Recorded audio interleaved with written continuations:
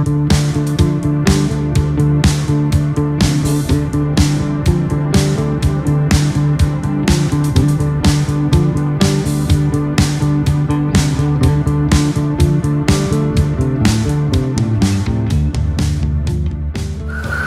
kalau orang datang ke Banda Aceh hari ini dan tidak tahu waktu kejadian 2004, pasti akan kaget karena pembangunannya sangat pesat, infrastruktur jauh lebih baik dibanding kota-kota Sumatera lainnya.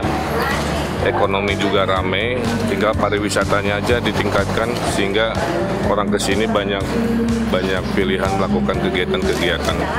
Dan saya kira Banda Aceh punya peluang.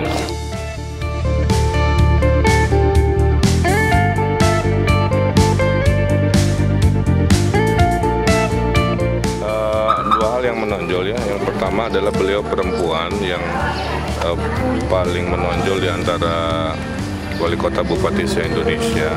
Kedua, kekuatan smart city yang jadi visi Bu Eliza untuk reformasi birokrasi juga sangat menonjol.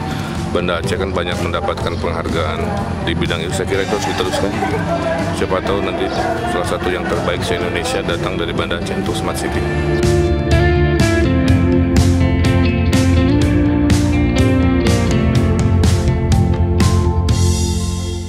Tiga kata ramai,